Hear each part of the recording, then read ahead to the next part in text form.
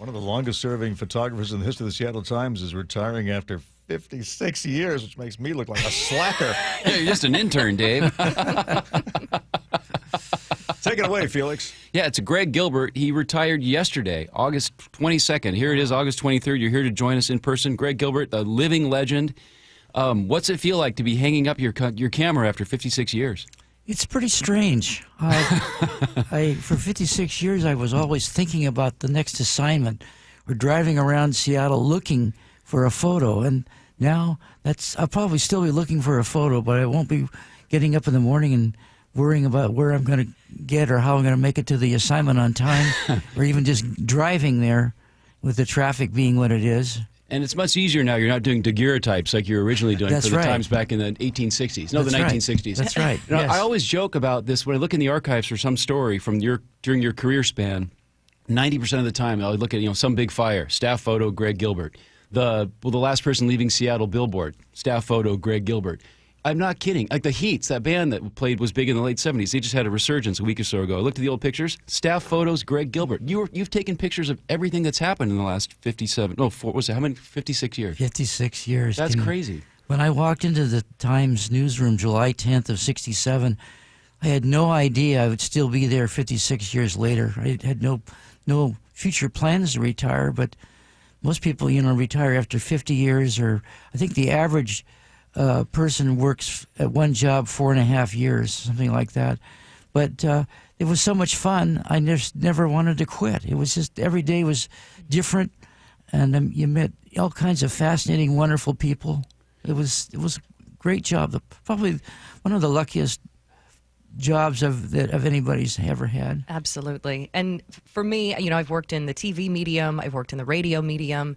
Photojournalism still holds the kind of power that the other two I just mentioned can't touch. And I'm curious about your reflections on that. Why do you think photojournalism can really get to the core, the soul of a story? Well, because photography is truth. And that's the neat thing about my job, is that I was a witness to a news event or a fire, and I got to go closer than any of the readers could get. And so that was my responsibility to a certain extent, was that my readers are out there waiting to see the paper, and I want to show the readers something that they've never seen before, or at least an angle that they would not be able to see.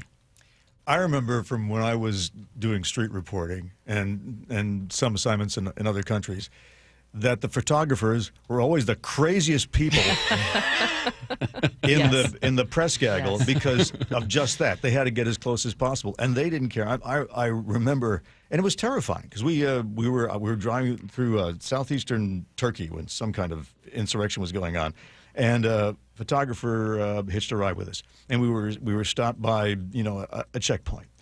And I had my little camera. Of course, the photographer was there, and the person at the checkpoint said, "You're not taking pictures, are you?" And I said, "Of course not." And then immediately, as we walk off, the photographer, he puts the camera at his hip, facing the other way, and just holds the button down. Yes. Click, click, click, click, click, click, click, click, click. I thought we were going to end up in prison. Did you ever get in trouble? Oh, yeah, I was photographing the Queen of England, of all things, in Canada. And we were supposed to stay 10 feet in front of her, not any closer. But I was getting all these pictures from 10 feet away, so I wanted to get something more interesting. So I got down on my hands and knees as she's going by in a receiving line. So I've got this wide-angle camera, wide-angle lens, and I'm shooting up, and here are all these hands reaching out to photograph the Queen. And, of course, she glares at me, and I get up, or I start to get up, and two Mounties pick me up off the ground, actually lift me up off the ground, and tell me if I do that again, they're going to send me back to Seattle. They knew who I was and where I was coming from. But you got the picture. But I got the picture. You got the, and that's right. ultimately what matters in journalism, Yes. isn't it? What is your most prized photograph? Well, the one I have to hang my hat on is, of course, the lightning over Seattle, a black and white photo I shot in '84. That the Seattle Times, I think at one time they'd sold more than 60,000 photos, and they offered a free 11 by 14 if you subscribe to the Times. How'd that work out? Yeah. I think they did pretty well. Good. But I had come out of the Seafair Queen coronation. It was July 31st of 1984. And here this lightning was coming in all around me. And so I quickly visualized a horizon or a skyline picture with the lightning coming down. So I got on the freeway, drove on the West Seattle Bridge, went over to West Seattle. And the way you photograph lightning is with a tripod. You open up the shutter and you wait.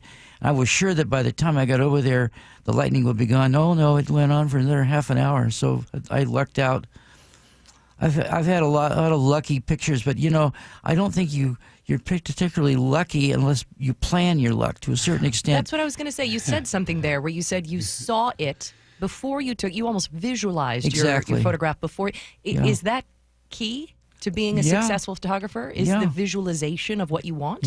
Yep, I do that all the time. And I remember one time there was an airplane crash up at a little airport up north, and the NTSB guy was there with his clipboard, and we were all roped off. I was 100 feet away with a telephoto lens, and the guy with the clipboard is looking around the plane, and I'm saying to myself, oh, please, go look in the cockpit. Please go look in the cockpit. And sure enough, 5 minutes later, he goes and looks, which is the photo I wanted, was him looking in the cockpit. It was an open plane. Amazing. Political candidates you remember? Well, yes. The first president I photographed was LBJ. When I was 15 years old, I was a high school photographer. And then everyone else. I remember Ronald Reagan was out at the airport, and there were all these cheering people. And I thought, you know what? This guy's going to get elected. And sure enough, he did. What's next for you, Greg? Well, later today, I'm starting the engine of my beloved Winifred, a 1926 46-foot boat that I live on, and I'm heading north first to Whidbey Island at Langley, and then to Friday Harbor, and then from Friday Harbor, I'm going around over to Victoria for the annual Victoria Classic Boat Festival, which is on Labor Day weekend. I imagine you'll have your camera too. Oh, yes. Well, yeah, one morning I almost always bring a camera along on my boat. A few times I've forgotten it, but I was coming out of the locks, headed to Olympia to meet up with some friends, and I tried to go to the locks early in the morning when it's pretty much empty, so I have the whole small locks to myself. And I single handle. I don't have a crew member with me. And I came out of the lock, and I look over at the lighthouse, West Point Lighthouse, and beyond is the Mount Rainier, absolutely crystal clear. And, of course, I had a lens right there. I stopped. I think I maybe reversed the engine to get the right angle. And I framed the lighthouse perfectly in the lower left corner. And there's the mountain with early morning sunlight. It was a nice photo, if I do say so myself. You have a gift. Congratulations, Greg. It's nice of you to share your time here on the day after you retired after 56 years at the Seattle Times. What a remarkable career, and you're a really nice guy. Thanks for all your hard work over the years documenting history. Yes. And by the way, do you have an Instagram account? I do not have an Instagram account. Can you start one? Because I'd like to follow your retirement. My kids say, Dad, you've got to get an Instagram account. And, Of course you do. People say, yeah, you'd sail high with an Instagram account, but I have not done that yet. Okay. Congratulations. Thank you. Thanks for coming. Thank you, Colleen.